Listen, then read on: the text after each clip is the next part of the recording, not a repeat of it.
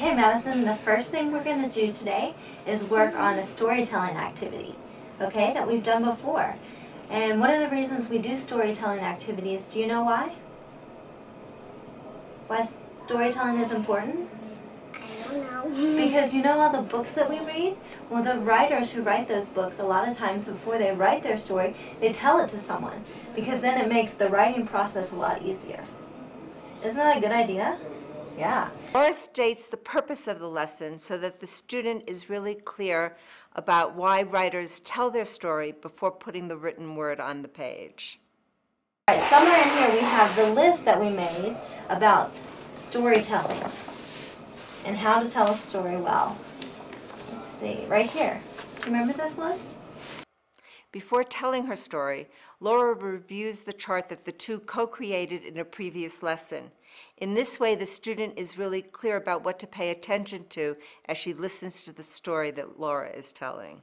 All right, so some of the things we've said that makes storytelling easy and what makes the story interesting to us is it has a good subject.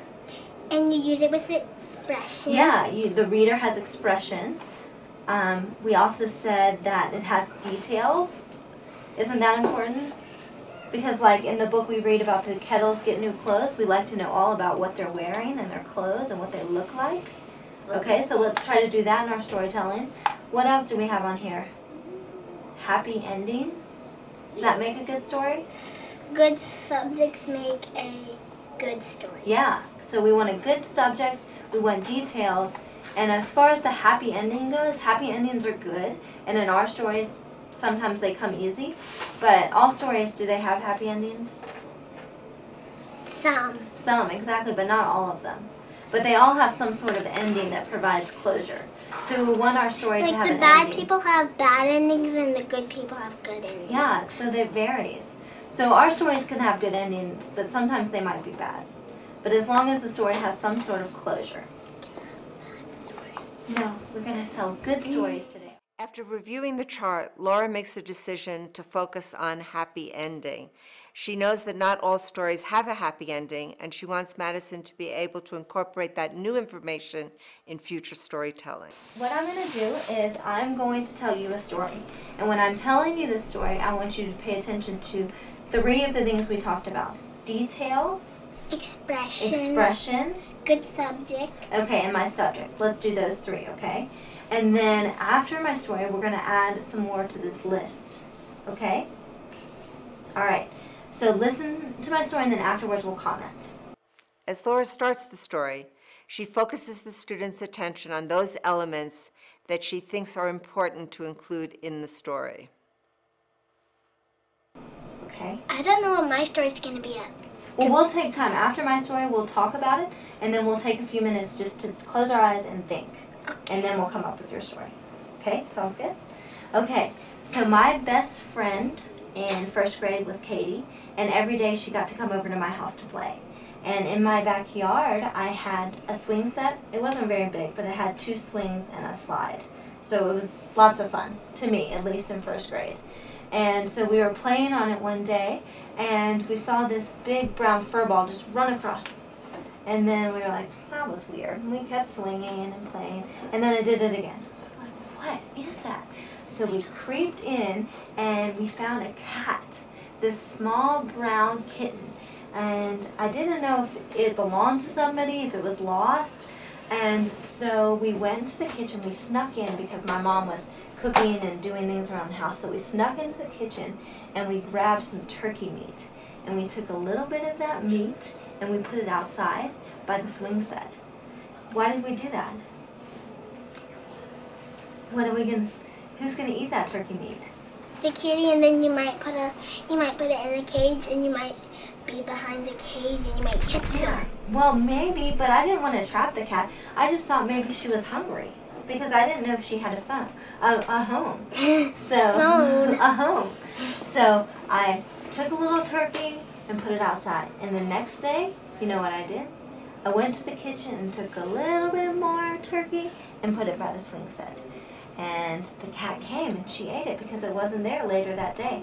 So the next day I went to the kitchen and took a little bit more turkey and put it by the swing set. And at the end of the day, it wasn't there.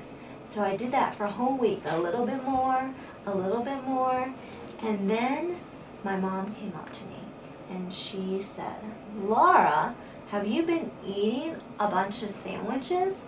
Where's all the turkey?" And so I had to tell her. So I told her about the kitty that I found, and I told her that it didn't have a home because it had been with me all week. So I showed her the kitty and she let me keep it.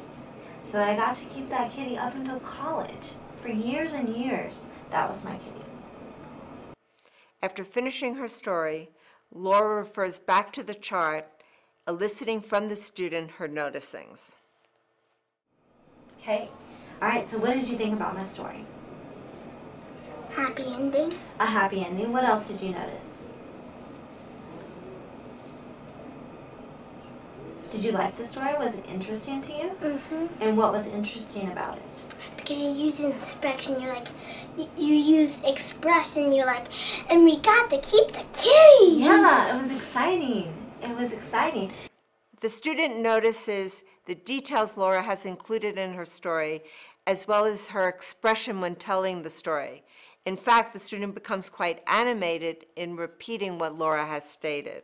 Laura then names some things that the student didn't notice, her use of repetition and dialogue, which brings her story to life. And another thing that I used, I don't know if you noticed, but I would say every day I took a little bit more and a little bit more. Did you notice how I kept saying that phrase, a little more? I know my story. Good. So a little bit more, that was my repetition. So in your stories, you can use repetition that continues throughout the story. And sometimes that can be in dialogue. Do you know what dialogue is? Weird? No, it's not weird. It makes the story interesting because it's what people say in the story. For my story, the dialogue had to do with when my mom said, "Laura, are you eating some sandwiches? Where's the turkey?" So my mom said that to me. So in your story, maybe you could try to include some of that as well. Today we're going to add repetition, okay?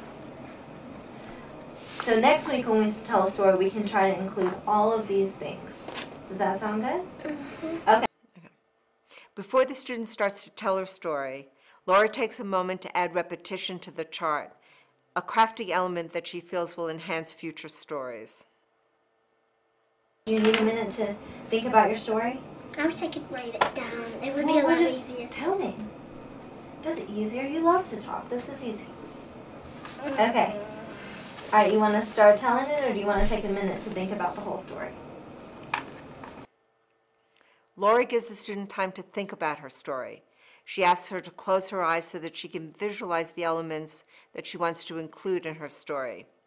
This allows the student time to practice in her mind what she wants to say before she actually begins to tell the story. One of the reasons we're doing this activity medicine is because before we write, it's good to think about your story in your head and to share it, because then you get some input and then you get to practice telling the story.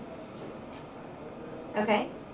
Close your eyes, I'll close mine, and let's think of some different stories we could